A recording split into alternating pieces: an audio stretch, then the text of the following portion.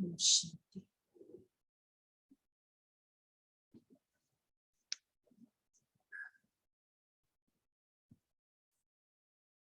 सत्ताईस तारीख की मुरली है।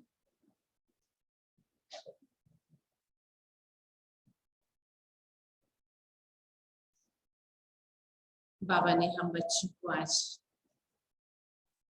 समय का इशारा दिया है। ये दुनिया अविनाश होने वाली है। हम सुनते भी हैं, जानते भी हैं, लेकिन कोई कोई उस पर गौर करते भी हैं, परंतु फिर हम दुनियावी कार्यों में थोड़ा अलबेले हो जाते हैं, जिससे हमारे पुरुषार्थ की वो गति नहीं हो पाती। इसलिए बाबा को थोड़ा थोड़ा समय के बाद हम बच्चों का ध्यान खिंचवाना पड़ता है। तो आज भी बाबा ने हम बच्चों को समय का इशारा देते हुए हमें क्या पुरुषार्थ करना है उस पर अटेंशन दिलाया है। सुनते हैं प्यारे बाबा के मधुर महावाक्य। मीठे बच्चे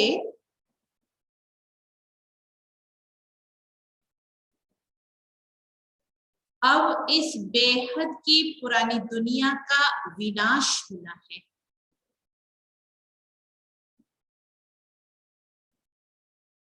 अब इस बेहद की पुरानी दुनिया का विनाश होना है। नई दुनिया स्थापन हो रही है।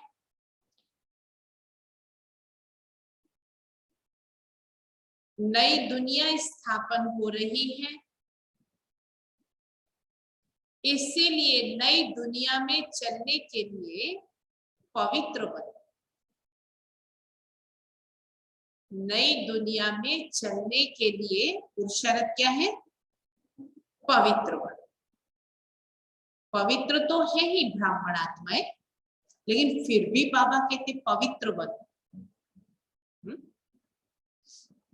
मन की पवित्रता, कोई व्यर्थ या परचिंतन का भी संकल्प हमारे अंदर ना हो। प्रश्न है, परमात्मा के बारे में तुम बच्चे कौन सी वंडरफुल बात जानते हो? परमात्मा के बारे में तुम बच्चे कौन सी वंडरफुल बात जानते हो जो मनुष्यों की समझ से बाहर है?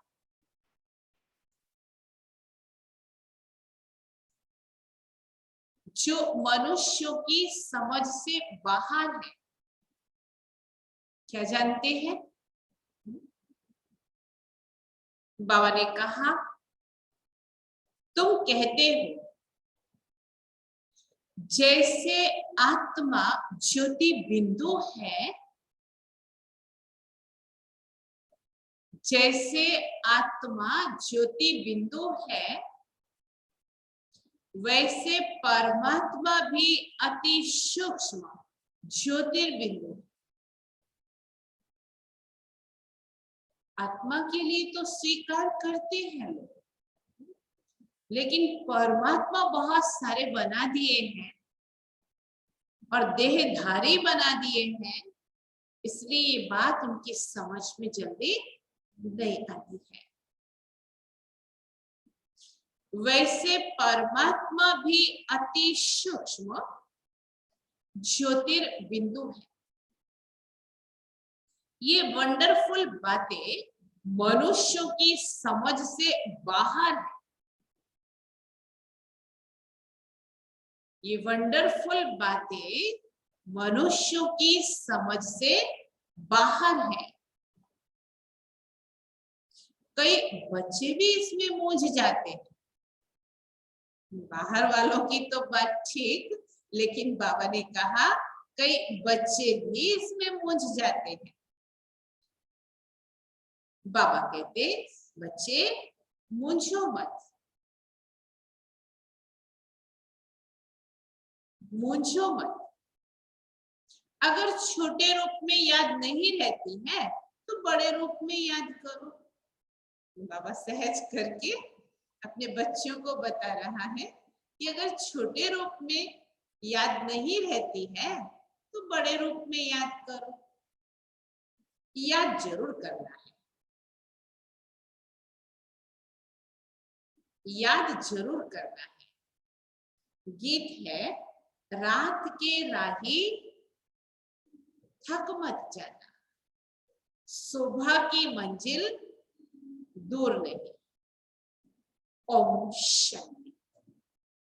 रूहानी बच्चों को रूहानी बाप बैठ समझाते, इसीलिए बच्चों को आत्म अभिमानी होकर बैठना है। ऐसा और कोई जगह समझाया नहीं जाता। आत्म अभिमानी होकर के बैठो, ये तो कोई भी कह नहीं सकता है। कोई भी साधु संत ऐसे नहीं समझाते कि आत्म अभिमानी होकर के बैठो। ये एक ही बात समझाते हैं और किसको कहने आएगा ही नहीं। ये युक्ति कोई बता नहीं सके।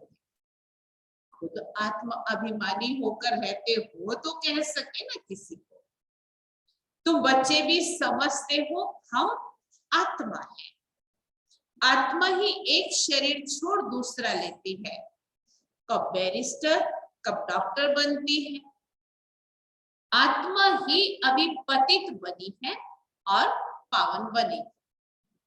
आत्मा में ज्ञान धारण होता है। बाप निराकार ज्ञान का सागर है, तो जरूर आकर ज्ञान सुनाएंगे ना। पतित पावन है तो जरूर आकर के पावन बनाएंगे। वह है सुप्रीम परम पिता परमात्मा। मैं तुम्हारा बाप सुप्रीम, नॉलेजफुल। किसने कहा? कौन कह रहा है? स्वयं भगवान शिव बाबा कह रहा है, मैं तुम्हारा बाप सुप्रीम हूं, नॉलेजफुल हूं। मुझे अपना शरीर नहीं, ये सब नॉलेज तुम्हारी आत्मा धारण करती है। तो तुमको आत्म अभिमानी बनना है। देह अभिमान नहीं रखना है। और कोई जगह और कोई ऐसी जगह नहीं जहां सुनने और सुनाने वाले दोनों देही अभिमानी। बाप तो है निराकार, वह आकर तुमको राजयोग सिखलाते हैं। बाकी सब मनुष्य है ही देह अभिमानी। भले लक्ष्मी नारायण के लिए कहेंगे ये आत्म अभिमानी थे, फिर भी देह भान तो रहता है ना। ये ज्ञान परम पिता परमात्मा ही आकर के देते हैं। आत्मा को धारण करना होता है। आत्मा को ही पतित से पावन होने की युक्ति बताते हैं। अभी सारी दुनिया का डाउनफॉल है, फिर राइज करने उत्थान करने बाप आते हैं। ये तुम बच्चे जानते हो। डाउनफॉल माना उतरते कला, डिस्ट्रक्शन। राइज माना कंस्ट्रक्शन, स्थापना और विनाश। स्थापना किसकी? नई दुनिया की, स्वर्ग की स्थापना, और फिर पुरानी दुनिया हेल नर्क का विनाश। डिस्ट्रक्शन और कंस्ट्रक्शन, विनाश और स्थापना। कलयुग है पुरानी दुनिया, इसका विनाश जरूर होना चाहिए। विनाश की निशानी है, यह महाभारत लड़ाई है। महाभारत का वृत्तांत महाभारत शास्त्र में दिखाते हैं। बाप अभी ब्रह्मा द्वारा स्थापना करते हैं, सो तो जरूर नई दुनिया की ही करेंगे ना।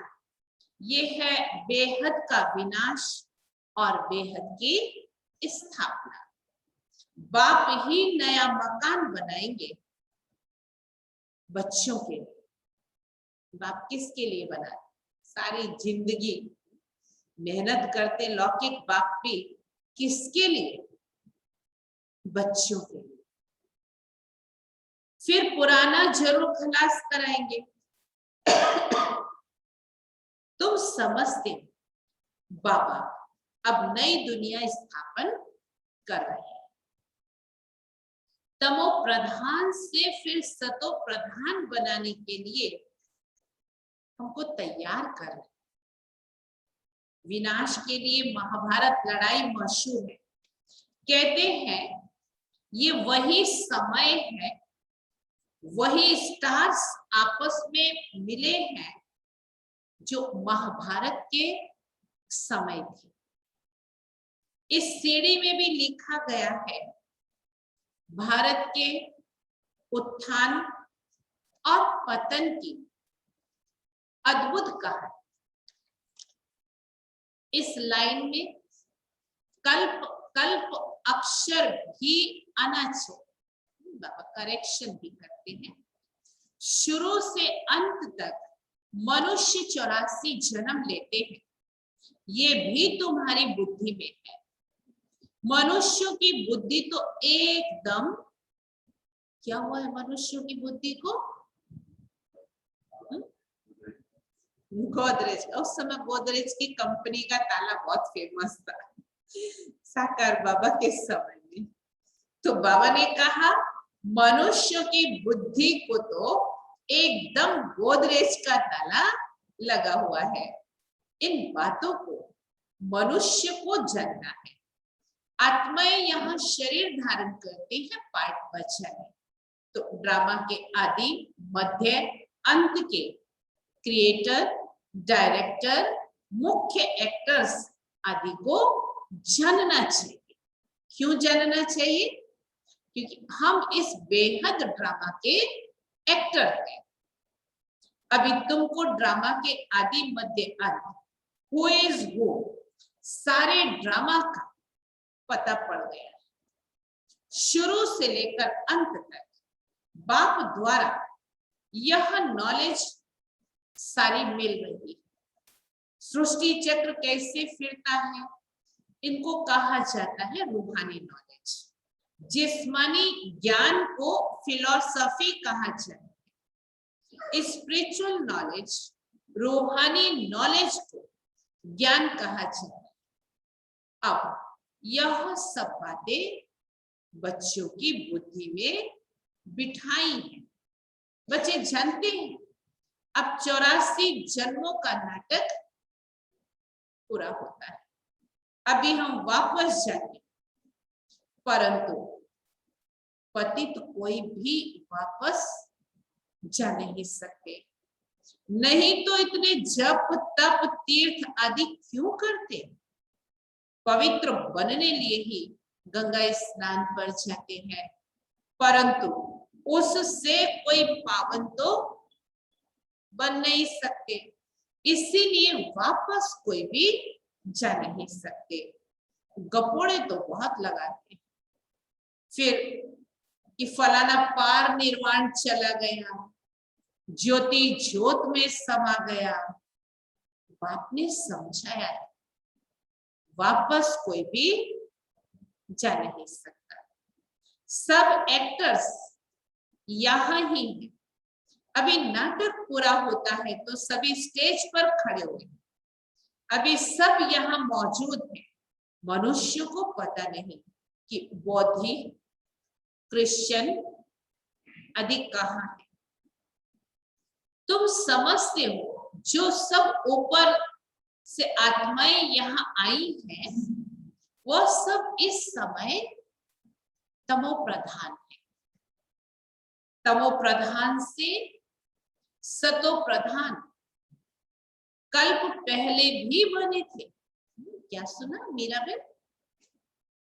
तमो प्रधान से सतो प्रधान कल्प पहले भी बने थे, बाप ही आकर स्थापना और विनाश कराते हैं। कहते भी हैं ये ज्ञान राजाओं का राजा बनाने वाला है। ये बेहद के बाप ने कहा है कि मैं तुमको राजाओं का राजा बनाता हूं। कृष्ण तो स्थापना नहीं कराते हैं, क्रिएटर तो बाप है। बाप ही आकर समझाते हैं कि तुम मुझे बुलाते ही तब हो जबकि सृष्टि पतित है। ऐसे नहीं कि मैं नई सृष्टि रचता हूं, जैसे दिखाते हैं कि प्रलय हुई, ये सब रॉन्ग है।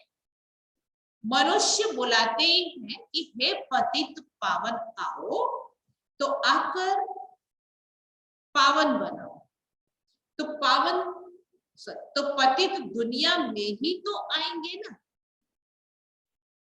बाप ही आकर कृष्णपुरी का साक्षात्कार कराते हैं, दिखाते हैं। कृष्ण पीपल के पत्ते पर सागर में आया।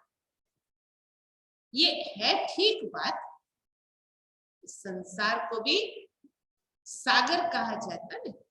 नई दुनिया में फर्स्ट श्री कृष्ण ही आते हैं पीपल के पत्ते पर, अर्थात उनका पवित्रता से जन्म होता है। सागर में नहीं परंतु गर्भ महल में आते हैं। अंगूठा चूसते बड़े आराम से गर्भ महल में रहते। सत्युग में जो भी बच्चे होते हैं गर्भ महल में होते हैं। उन्होंने गर्भ महल की बात को फिर सागर में पत्ते पर दिखाया है। वो सब है भक्ति की बातें। बाप इन सब शास्त्रों का सार बैठ करके समझाते हैं। यहाँ गर्भ जेल में रहते हैं, तब कहते हैं हमको बाहर निकालो, फिर हम पाप नहीं करेंगे। परंतु रावण की दुनिया में तो पाप ही होते हैं, फिर भी पाप करने लग पड़ते हैं। तुम आधा कल्प जेल बर्ड्स बन जाते। चोर लोगों को जेल बर्ड कहते हैं, बाहर निकलते रहते फिर भी चोरी करते हैं और जेल में जाना पड़ता। बाप ने समझाया है ये रावण राज्य है, वहां तो ये बातें होती ही नहीं। वो है ही राम राज्य। वहां न गर्भ जेल है और न वहां दूसरी जेल है। जेल भी नहीं है तो पुलिस भी नहीं है। तो वहां पुलिस की भी आवश्यकता नहीं है और कोर्ट भी नहीं है, जज वकील भी नहीं है। यहाँ तो कितने मनुष्य जेल में पड़े रहते हैं। यहाँ तो डबल जेल है, कलयुग का अंत है ना। तो बाप समझाते हैं तुम बच्चे अभी क्या कर रहे हो? क्या कर रहे हैं हम बैठे बैठे? कंस्ट्रक्शन कर रहे हैं नई दुनिया की स्थापना, योग बल और पवित्रता के बल से। राइज और फॉल हर कल्प होता ही रहता है। राइज और फॉल दुनिया का होता है। मनुष्य उसमें पार्ट बजाते हैं। अब मुख्य पार्ट है सारी दुनिया में भारत का। इसीलिए सीढ़ी के चित्र पर लिखा ना, भारत के उत्थान और पतन के 84 जन्मों की अद्भुत कहानी। गाते भी रहते हैं आत्मा परमात्मा अलग रहे बहुकाल। तो उसका भी हिसाब चाहिए ना, कौन सी आत्माएं बहुकाल से अलग रही हैं पहले पहले देवी देवता धर्म की आत्माएं आती है पार्ट बजाने के लिए। अभी वह देवता है नहीं, जो राज्य करके जाते हैं उन्हों के चित्र निशानियां रहती हैं। राजाई तो खत्म हो गई, हेवन खलास हो जाता है, तो फिर हेल होता है, फिर हेल खत्म हो हेवन बनता है, रिपीट होता है ना चक्र। तो नई दुनिया का कंस्ट्रक्शन होता है और हेल का डिस्ट्रक्शन होता है। कंस्ट्रक्शन के लिए बच्चे चाहिए और डिस्ट्रक्शन के लिए उसमें भी तो बच्चे चाहिए, लेकिन कंस्ट्रक्शन के लिए ब्राह्मण बच्चे चाहिए। डिस्ट्रक्शन ब्राह्मण बच्चे नहीं करते हैं, वो तो दुनिया के साइंसदान हैं। कंस्ट्रक्शन के लिए बच्चे चाहिए, रहने वाले भी तो तुम हो ना, नई दुनिया में रहने वाले भी तो बाबा ने कहा तुम हो ना। पहले तो तुमको दैवी गुणों वाला देवता बनना है।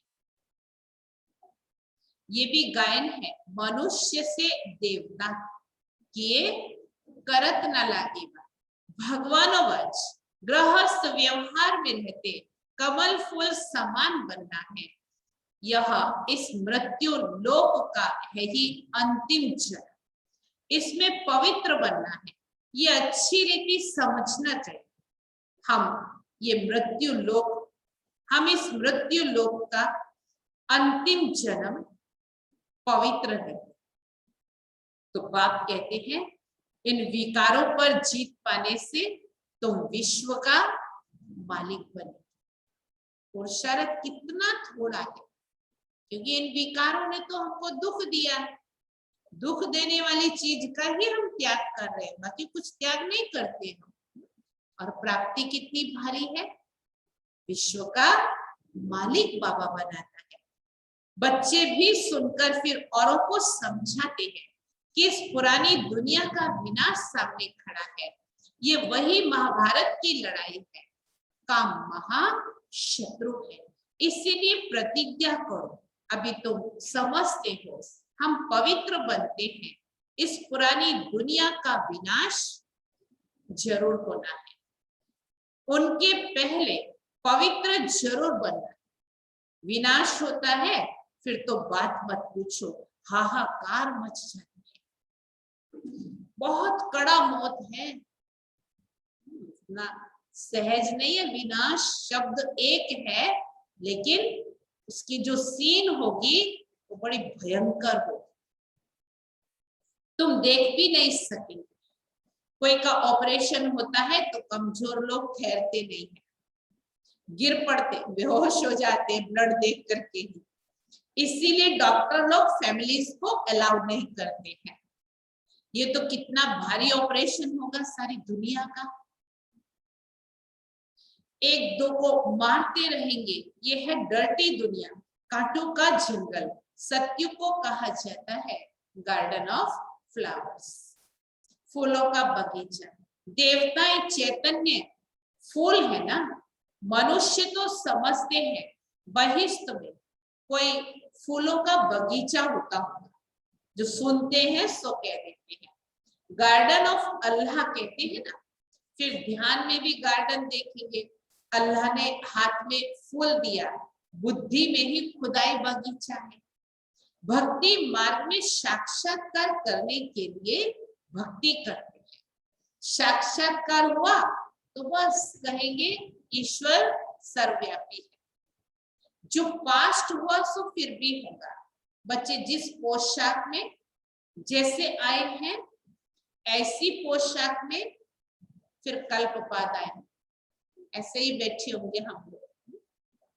ड्रामा को कोई अच्छी रीति समझते हैं, बाबा के पास कोई आते हैं तो बाबा पूछते हैं आगे कब मिले हो, कहते हैं हाँ बाबा आपसे कल्प पहले मिले थे। आपसे वर्षा लेने आए थे। बाबा पूछते हैं क्या मर्तबा पाया था? बाबा मम्मा कहते हैं तो जरूर उन्होंने घराने में आएंगे। बाबा कहते हैं ऐसा पुरुषार्थ करो जो उच्च पद पाओ। ये सब बातें तुम्हारी बुद्धि में बरोबर लड़ाई भी है। नर्क का विनाश तो होना ही है। तुम्हारे पास चित्र बड़े फर्स्ट क्लास। ये कृष्ण के 2 गोले वाला चित्र भी छपाना चाहिए। हाथ में स्वर्ग का गोला और नर्क के गोले को लात मार रहा है। इसमें बड़ा क्लियर है, स्वर्ग के द्वार खुलते हैं तो नर्क तरफ लात है। तुम्हारा भी मुंह है इधर स्वर्ग तरफ। ये तो बिल्कुल एक्यूरेट बात है। जानते हो अभी हमको घर जाना है तो घर को ही याद करना पड़े, पुरानी दुनिया को भूलना पड़े, इसको कहा जाता है बेहद का वैराग्य। पुरानी दुनिया को छोड़ हम बाबा के पास जाते हैं, याद की यात्रा से ही जाएंगे। मुख्य है ही याद की बात। याद तो सब करते हैं ना, अभी बाप यथार्थ बात आकर के समझाते हैं कि मुझे याद करो। ये है अविनाशी याद, सो भी अर्थ से तुम जानते हो शिव बाबा भी बिंदी है। अपने को भी आत्मा बिंदी समझे, बाप को भी बिंदी समझे। नई बात देख भूल जाते हैं। अपने को आत्मा समझ फिर बाप को और अपने घर को याद करना है। अच्छा, बिंदी छोटी लगती है, घर तो बड़ा है ना। घर को याद करो, बाबा भी वहां रहते हैं। घर याद करेंगे तो घर में रहने वाला बाप भी याद आएगा। हम तो वहां जाए जहां बाबा रहते हैं। बिंदी याद नहीं पड़ती। अच्छा, घर तो याद पड़ता है ना, वो है शांति धाम और वो है सुख धाम, ये है दुख धाम। चलो अपने घर की ओर।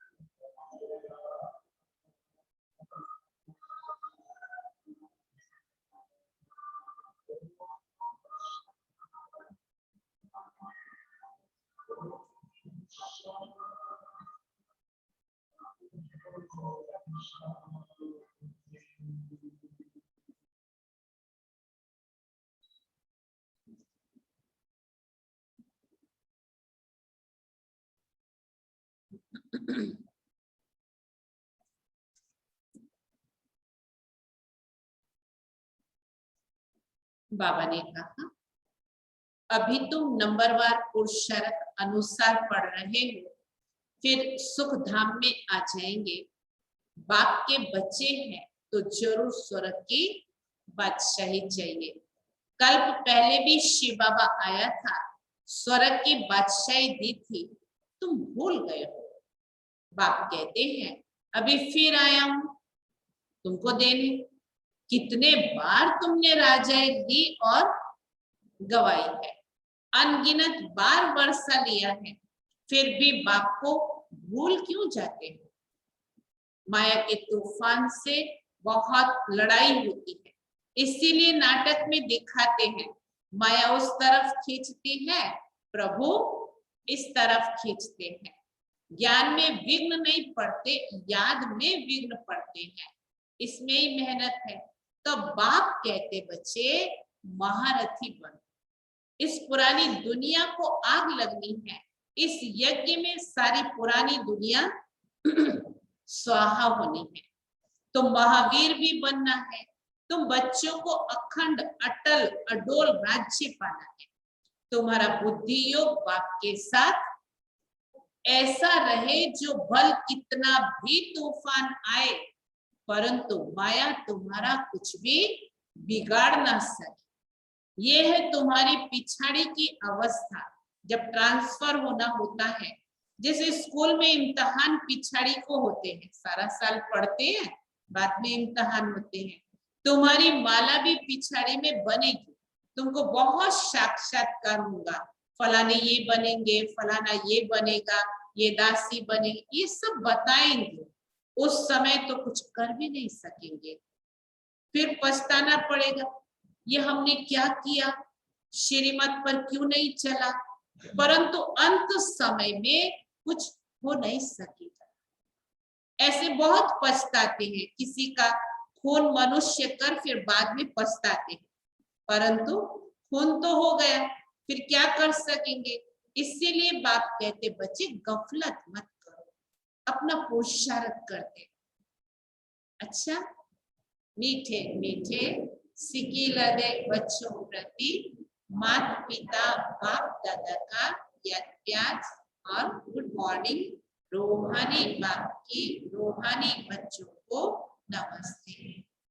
रूहानी बच्चों की रूहानी बाप को याद प्यार, गुड मॉर्निंग और नमस्ते।